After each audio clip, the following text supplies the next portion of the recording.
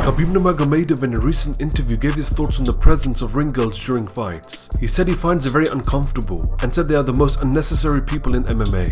He went on to say, look, I don't want to offend anyone. Ring girls are the most unnecessary people in martial arts. What is their function? I have a question. You can show that it's the second round on the screen. There are people who understand martial arts and they are walking. This is my personal opinion. I don't want to impose it on you. I think you have your own one about some moments. I think they're the most useless people in martial arts. What function? How? Do they develop the sport? Or do they help people see it's the second round now? What are they doing? Tell me please. If we look at history, it says they are useless. That is my personal opinion. Dana White maybe likes it. Maybe you do too. But my name is not Dana. My name is Khabib. Since I am inside this theme, we have already said we will not have such things. For example, I sit with my father. Every person has his own preferences, cultures and values. I come to fight now and sit with my father and those people are passing by and showing people that it's the second round. But no one looks at the plate. I feel uncomfortable with my father. I am not against it. If you want, you can do it. But don't impose it on me. Do it aside. There are designated place for it. I think we must not mix all of it. This is my private opinion. We develop sport here first of all. There should be some show elements for sure.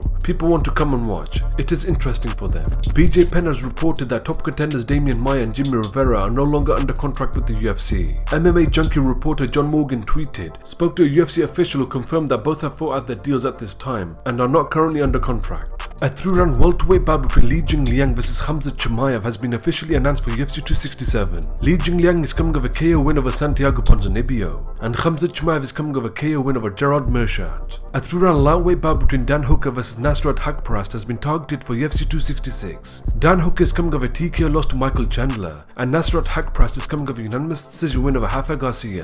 A 3-round bantamweight bout between Ketlen Vieira vs Miesha Tate has been targeted for UFC card on October 16th. Ketlen Vieira is coming of a unanimous decision loss to Yana Kunitskaya, and Miesha Tate is coming of a TKO win over Marin Renault.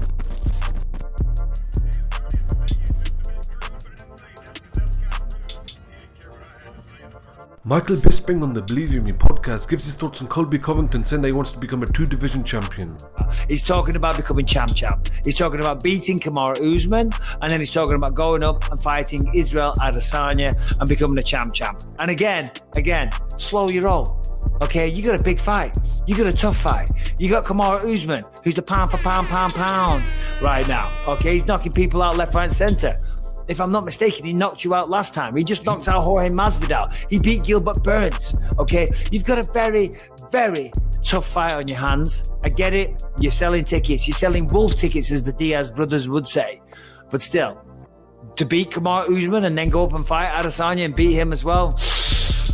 What reality we're living in here, buddy? And I'm only having a bit of fun with Colby. You know, I've never met the guy properly. I'm sure he's not a bad guy, you know, but, you know, he wants to talk, be controversial, so you're going to get a reaction back out of people. But yeah, good for him. He's making headlines, he's doing everything. And by all accounts, it is a persona.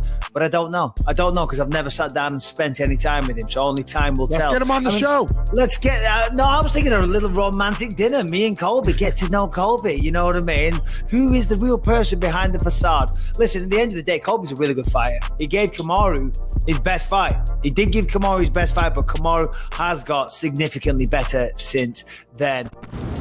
What's up, everybody? I know not everybody likes fur coats, but this is for the fur coats enthusiasts. The one and only Alexander Gliadis. Turn around.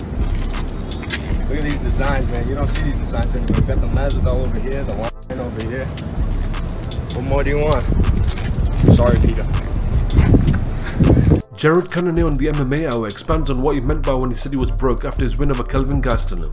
I mean, it's not dire. It's just a natural occurrence, if you will, you know.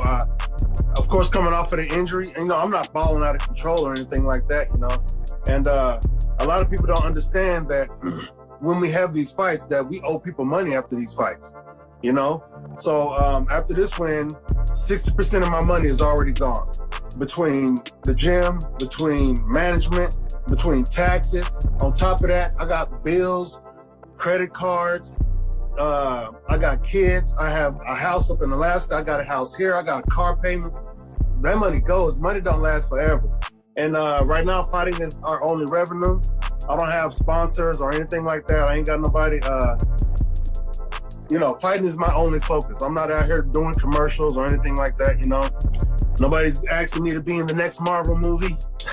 So, you know, and not being able to fight for the last 10 months, you know, put a strain on our pockets.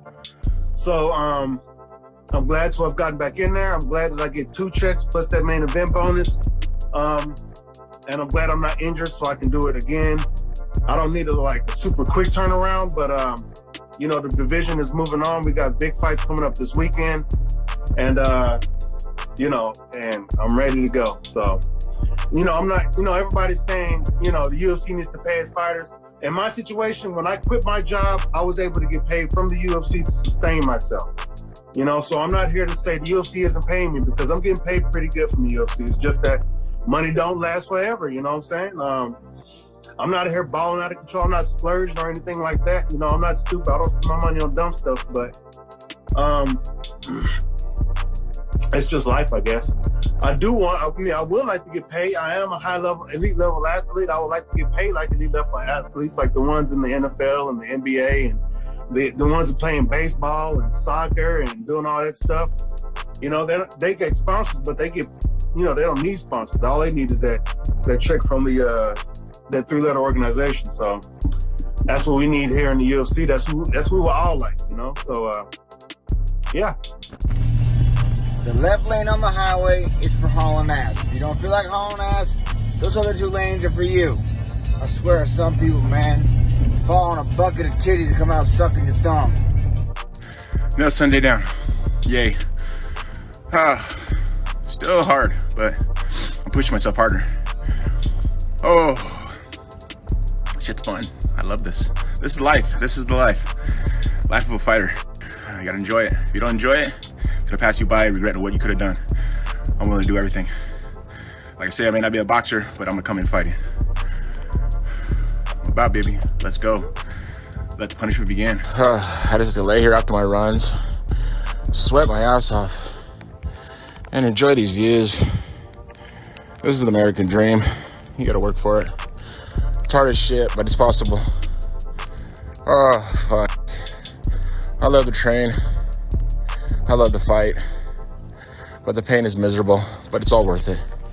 This is all worth it. For my kids, for my future. It's possible, people. Shit isn't given to you. You gotta work for it. So I did a podcast earlier with Ashley Smith. It'll be coming out later on this week, and I gave some love to one of my friends. I'm cutting weight right now, so it's kind of hard to remember names right off the bat. But David Campbell, that was for you. Thank you for getting me on the podcast. I appreciate it. And David Underwood, I gave you props. Either way, David Campbell's for you, brother. I appreciate it.